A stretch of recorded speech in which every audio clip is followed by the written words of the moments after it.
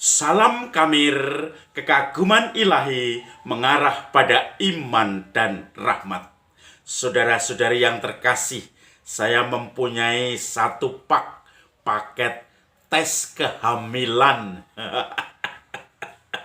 Siapa yang mau dites, yang hamil akan ditunjukkan di sini positif. Karena perut saya sudah besar, sudah hamil lama, maka saya tes ternyata negatif karena sudah 10 tahun lebih perut saya buncit. Nah, ini siapa yang mau silahkan datang di tempat saya untuk tes kehamilan. Saudara-saudari, tentu ini bukan tes kehamilan tetapi tes COVID untuk nyolok-nyolok di hidung. Saudara-saudari yang terkasih, kenapa saya mengacu pada tes kehamilan? Kenapa saya mengacu kepada ibu yang harus berjuang ketika hamil?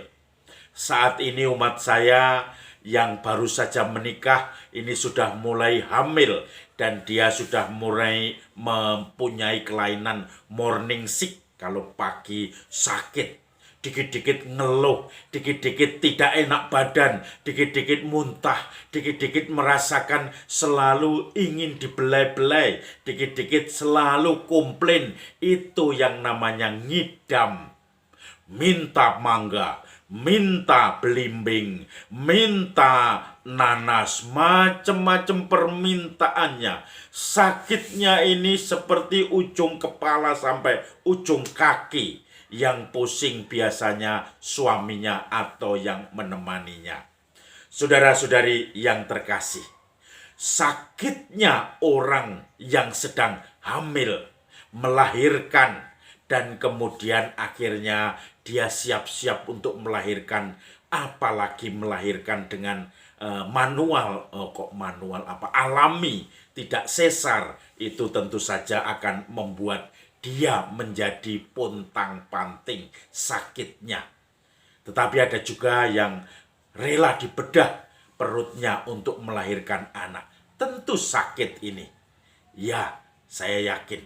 Bahkan kemarin ada umat saya yang menemui saya mengatakan bahwa mantunya ini harus sesar karena bahkan prematur karena kondisinya drop, punya kelainan atau penyakit sehingga baru usia kandungan 5 bulan harus dioperasi. Minta didoakan Romo. Kembar 2 dan bobotnya sangat kecil sehingga harus lama-lama di inkubator. Tetapi yang satu sudah keluar dari inkubator itu, yang satu masih harus intensif.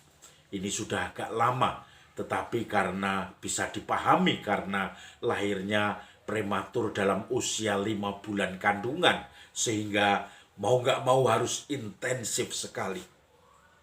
Saudara-saudari yang terkasih, Injil hari ini Yesus juga bicara tentang seperti sakitnya orang hamil itu.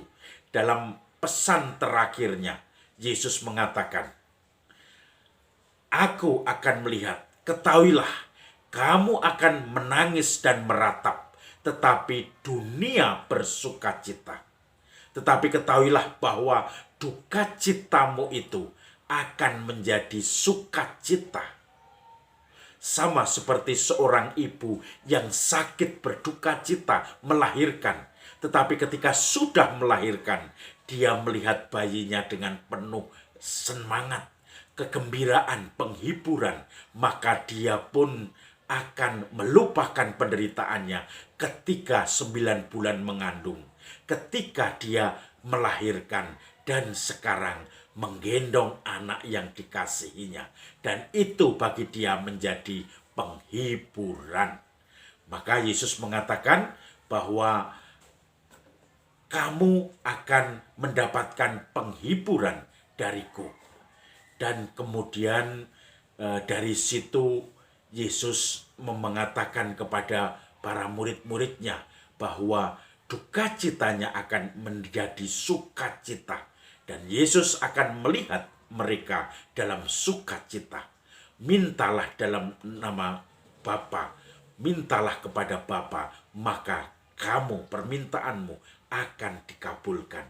Karena sama seperti aku ada di dalam Bapa, kamu juga ada di dalam aku.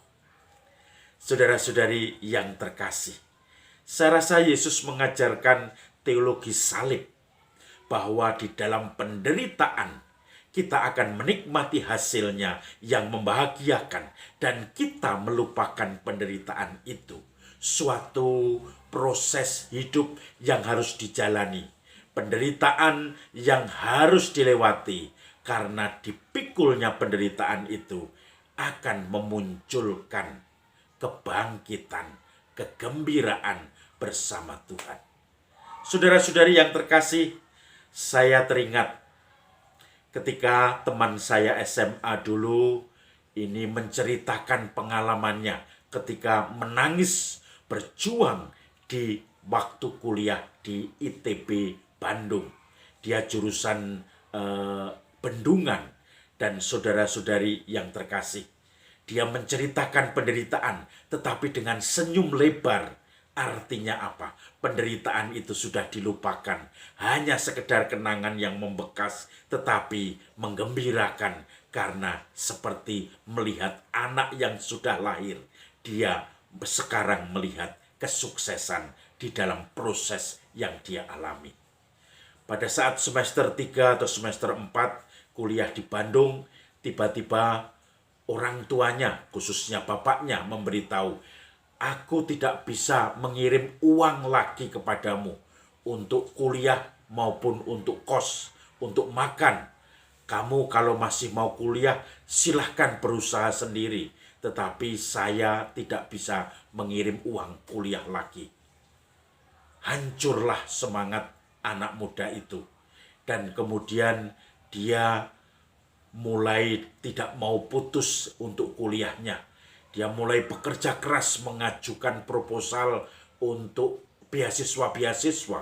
Pada waktu itu ada beasiswa Super Semar, ada beasiswa banyak yayasan ya, macam-macam pada waktu itu. Ada beasiswa juga dari LPPS, yaitu kegerejaan. Ada beasiswa mungkin dari beberapa institusi. Dia apply, dia mendaftar semua, mengirim proposal beasiswa.